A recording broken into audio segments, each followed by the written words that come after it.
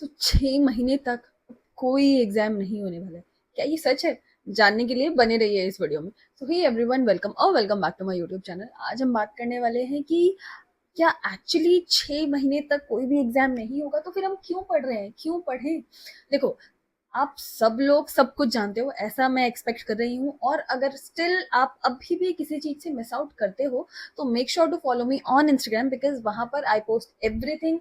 एक single post भी भारत के किसी भी कोने पे कब आ रही है, कब उसका डॉक्यूमेंट वेरिफिकेशन होगा, कब एग्जाम होगा, रिक्रूटमेंट की कितनी सीट्स आने के चांसेस है, like each and everything you need, it's there on my Instagram. so make sure to follow me if you are not doing already. अब हम बात करेंगे उन रिक्रूटमेंट्स की जो कि ऑलरेडी प्रोसेस में है, लाइक आरआरबी हो गया, है ना, नॉरसेट अभी आएगा, DSSB के ऑलमोस्ट सारे एग्जाम्स हो चुके हैं, GMCH अभी आया ही नहीं है but that will come for sure.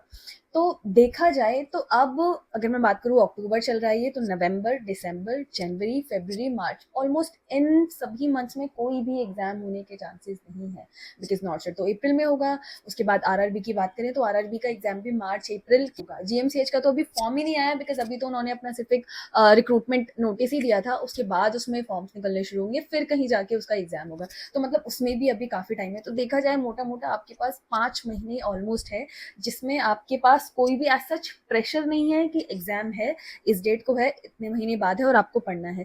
तो आपके पास 5 अच्छे खासे सफिशिएंट मंथ्स हैं जिसमें आप अपनी प्रिपरेशन को स्ट्रॉन्ग कर सकते हैं। इस वीडियो में मैं आपको कोई एग्जाम की डेट नहीं बताऊंगी, कोई स्ट्रैटेजी नहीं बताऊंगी, मैं जस्ट आपको इतना बोलना चाहती हूँ, if this video is reaching on you in your mind then please start studying, because ये 5 महीने, ये सफिशिएंट 5 महीने मोर देन इनफ है आपको आपकी जर्नी तक पहुंचाने के लिए।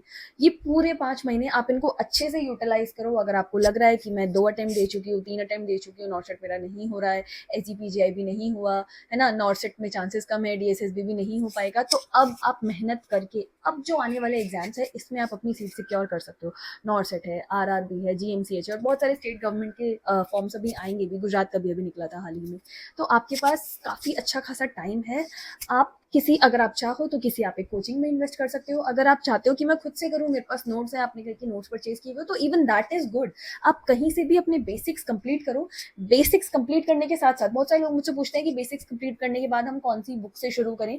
नो, ऐसा आपको नहीं करना है। जैसे आपके बेसिक्स, लाइक जैसे आप अपनी थ्योरी पढ़ रहे हो, साथ ही में आप बेसिक बुक को करो। वो बेसिक बुक आपकी कोचिंग के साथ साथ, मतलब आपकी थ्योरी के साथ साथ 1 टाइम 2 टाइम रीडिंग तो हो जानी चाहिए। एंड बेसिक बुक से आपका मतलब है उसमें आधे क्वेश्चंस तो ऐसे होंगे जो बिल्कुल इजी होंगे। एंड आप लोग 4 इयर्स का कॉलेज कर कर आए हो, तो एक बेसिक नॉलेज तो आपके पास ऑलरेडी है। तो वेट मत करो कि कब मेरा कोर्स खत्म होगा, कब मैं 6 महीने का मेरा कोर्स खत्म होगा उसके बाद मैं बुक्स पढ़ना शुरू करूंगी या करूंगा। नो, जैसे ही आपने अपनी कोचिंग शुरू कर दी, थोड़ा बहुत आपका एक पेस बन गया है पढ़ने में, तो आप तभी से अपनी बेसिक बुक्स को करना शुरू कर दीजिए।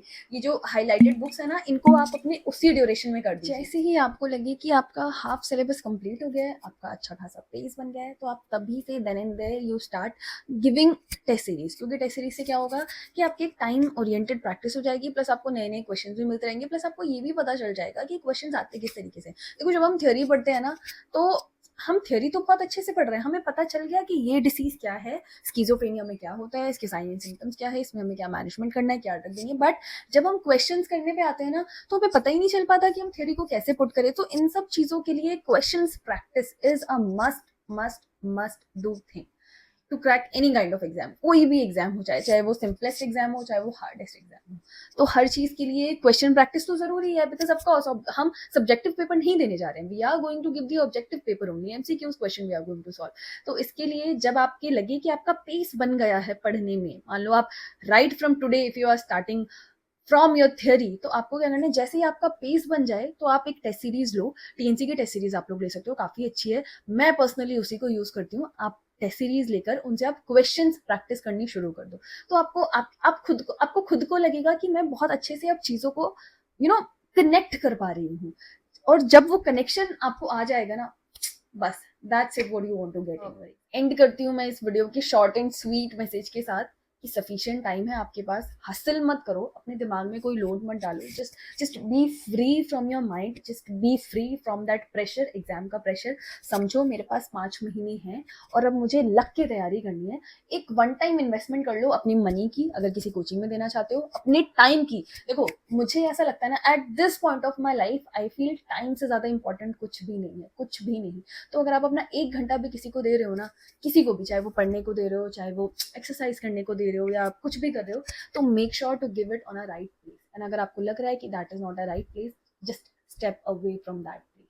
चाहे वो कुछ भी, अगर आपको लग रहा है मैं पढ़ने की बजाय मैं घूम रही हूँ, या मैं कुछ और कर रही हूँ, या मुझे यहाँ पे नहीं होना चाहिए, या इस समय मैं पढ़ सकती थी, तो start prioritising your time, prioritising your day, and prioritising your goal. अगर लाइफ में कुछ करना है तो ये कुछ चीजें आपको अभी से तय करनी होगी। And just then you will be very clear, you will be crystal clear with your goal, with your motive, you will get it for sure.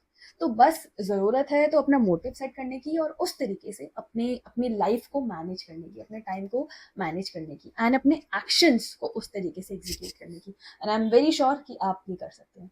मिलते हैं नेक्स्ट वीडियो में, तब तक के लिए अपना ध्यान रखिए, stay motivating and take good care of yourself. Bye bye, thanks for watching.